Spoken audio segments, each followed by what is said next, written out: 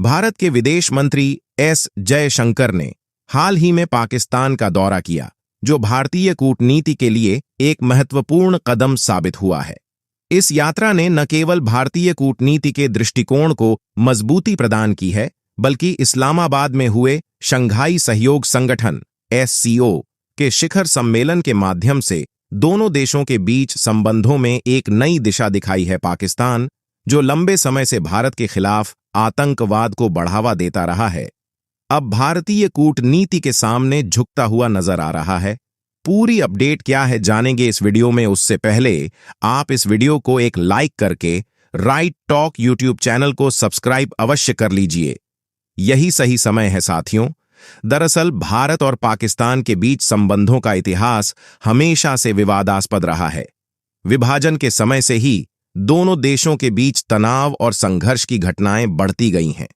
कश्मीर का विवाद दोनों देशों के बीच प्रमुख मुद्दा बना हुआ है और इसके कारण कई भीषण युद्ध और संघर्ष हुए हैं। आतंकवाद और सीमा पार घुसपैठ जैसे मुद्दे ने भी इन संबंधों को और अधिक खराब किया है। पाकिस्तान ने हमेशा भारत पर आरोप लगाया है कि वह उसकी आंतरिक मामलों में हस्तक्षेप करता है, जबकि भारत का यह मानना है कि पाकिस्तान आतंकवाद के मुद्दे को गंभीरता से नहीं ले रहा है। इस यात्रा के दौरान जयशंकर ने स्पष्ट किया कि भारत आतंकवाद के मुद्दे पर कभी समझौता नहीं करेगा। एस जयशंकर की यह यात्रा पाकिस्तान की राजनीतिक और कूटनीतिक स्थिति को ध्यान में रखते हुए महत्वपूर्ण थी। पिछले कुछ वर्षों में पाकिस्तान ने भारत के साथ अपने संबंधों में कई उतार चढ़ाव देखे हैं। भारत ने 2019 में जम्मू कश्मीर से अनुच्छेद 370 हटाने के बाद से पाकिस्तान के साथ अपने रिश्तों में कड़ाई बरती है। इसके बाद पाकिस्तान ने कई अंतर्राष्ट्रीय मंचों पर भारत के खिलाफ अभियान चलाया, लेकिन भारत ने हर बार स्पष्ट किया कि वह अपनी सुरक्षा और आतंकवाद के मुद्दे पर सख्त रहेगा। इस समय पाकिस्तान की अर्थव्यवस्था आर्थिक संकट में है और उसे अंतर्राष्ट्रीय सहायता की आवश्यकता है। लेकिन सवाल यह उठता है कि क्या यह बाहरी चमक धमक उसकी अंदरूनी समस्याओं को छिपा सकेगी? एस जयशंकर ने स्पष्ट किया कि भारत आतंकवाद का मुद्दा किसी भी कीमत पर नहीं भुला सकता। यह यात्रा तब हुई जब भारत ने पिछले कुछ वर्षों में पाकिस्तान के खिलाफ कड़ी कार्रवाई की थी, जैसे कि बालाकोट एयर स्ट्राइक, जिसने अंतर्राष्ट्रीय स्तर पर भारत की स्थिति को मजबूत किया। पाकिस्तान की स्थिति वर्तमान में आर्थिक, सामाजिक और राजनीतिक रूप से काफी कमजोर हो चुकी है। यह देश आर्थिक संकट से जूझ रहा है और इसकी अर्थव्यवस्था दिवालिया होने के कगार पर है। इस समस्या का एक बड़ा कारण पाकिस्तान की नीतियों से उपजी समस्याएं हैं, खासकर भारत के खिलाफ आतंकवादी अभियानों का परिणाम। भारत में हुए आतंकी हमलों के जवाब में भारत ने कड़ा रुख अपनाया है, जिसका असर पाकिस्तान की आर्थिक स्थिति पर भी पड़ा है। अब पाकिस्तान हर संभव प्रयास कर रहा है कि भारत से उसके संबंध सुधरे, ताकि उसकी बिगड़ती अर्थव्यवस्था को राहत मिल सके। पाकिस्तान पीपल्स पार्टी के अध्यक्ष और पूर्व विदेश मंत्री बिलावल भुट्टो ने इस पर खुलकर बात की। उन्होंने बताया कि उन्हें पहले से पता था कि एस जयशंकर आतंकवाद का मुद्दा जरूर उठाएंगे। भुट्टो की चिंता यह दर्शाती है कि पाकिस्तान पहले से ही इस बात से चिंतित है कि जयशंकर समिट में क्या कह सकते हैं। उन्होंने कहा, हमें अपने राष्ट्रीय हितों की रक्षा करनी है, लेकिन हमें यह भी देखना होगा कि हम बातचीत के जरिए समाधान कैसे खोज सकते हैं। भुट्टो ने यह भी कहा कि भारत और पाकिस्तान को संवाद की प्रक्रिया को आगे बढ़ाना चाहिए, लेकिन सवाल यह है कि क्या पाकिस्तान वास्तव में इस दिशा में कोई ठोस कदम उठाएगा?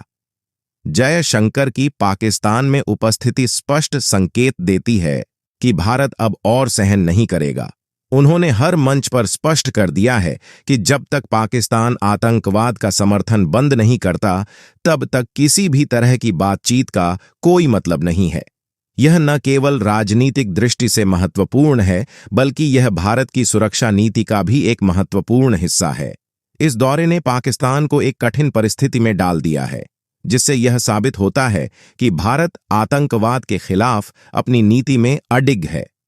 शंघाई सहयोग संगठन SCO एक बहुपक्षीय संगठन है जो सुरक्षा, राजनीतिक, आर्थिक और सांस्कृतिक सहयोग को बढ़ावा देने के लिए स्थापित किया गया था। इस संगठन का मुख्य उद्देश्य सुरक्षा और स्थिरता बनाए रखना है। जयशंकर की यात्रा इस बात का संकेत है कि भारत इस संगठन में अपने प्रभाव को बढ़ाना चाहता है। एससीओ के सदस्य देशों के साथ संबंध मजबूत करके भारत अपनी कूटनीतिक स्थिति को मजबूत करने का प्रयास कर रहा है। अब सवाल यह है कि क्या इस दौरे के बाद भारत और पाकिस्तान के बीच तनाव कम होगा? यह 9 साल में पहली बार है कि भारत का कोई वरिष्ठ मंत्री पाकिस्तान की यात्रा पर है। हालांकि कूटनीति में संवाद की हमेशा संभावनाएं होती हैं, लेकिन जब तक पाकिस्तान अपनी आतंकवादी गतिविधियों को बंद नहीं करता, तब तक किसी भी सुधार की उम्मीद करना व्यर्थ है।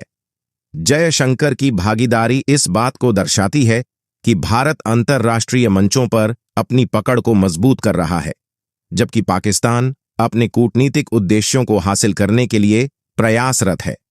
इस यात्रा का एक और महत्वपूर्ण पहलू यह है कि भारत को अपने विकास के लिए जरूरी कदम उठाने चाहिए। विदेश नीति केवल कूटनीतिक संबंधों तक सीमित नहीं होनी चाहिए, बल्कि इसमें आर्थिक विकास, सुरक्षा और सामाजिक न्याय भी शामिल होना चाहिए। भारत को यह समझना चाहिए कि एक मजबूत अर्थव्यवस्था और सामाजिक स्थिरता ही देश की शक्ति को बढ़ाने का मुख्य स्रोत है।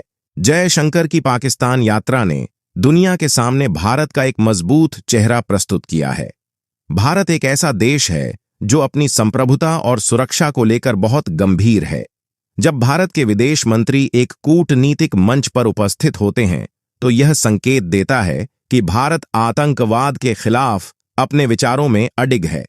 यह विश्व को एक संदेश है कि भारत एक जिम्मेदार और मजबूत देश है। भारत और पाकिस्तान के बीच सहिष्णुता और समझौता आवश्यक है। दोनों देशों के लोग एक दूसरे के प्रति सकारात्मक दृष्टिकोण अपनाएं, यह आवश्यक है। भारत का कड़ा रुख पाकिस्तान पर स्पष्ट प्रभाव डाल रहा है। इससे पाकिस्तान को यह समझ आ रहा है कि अब उसे अपनी नीतियों को बदलने की जरूरत है। अब वक्त आ गया है कि दोनों देश एक स्थायी समाधान की दिशा में काम करें। इसके लिए जरूरी है कि दोनों पक्ष एक दूसरे के साथ मिलकर काम करें और एक नई दिशा में आगे बढ़े। अंत में हमें यह याद रखना चाहिए कि विकास और प्रगति की राह पर चलने वाला देश हमेशा मजबूत रहता है। यह यात्रा न केवल एस जयशंकर की व्यक्तिगत सफलता है, बल्कि यह भारत की कूटनीति का एक महत्वपूर्ण उदाहरण है, जिसमें सुरक्षा, स्थिरता और विकास की दिशा में आगे बढ़ने की आवश्यकता है। इस महत्वपूर्ण विषय पर आपकी राय क्या है? क्या आपको लगता है कि एस जयशंकर की यात्रा से दोनों देशों के बीच स्थिति में सुधार होगा? आपकी राय महत्वपूर्ण है। कृपया कमेंट में अपने विचार साझा करें। वीडियो महत्वपूर्ण लगे तो अपने दोस्तों के साथ शेयर करें। जय हिंद, जय भारत, जय श्री राम।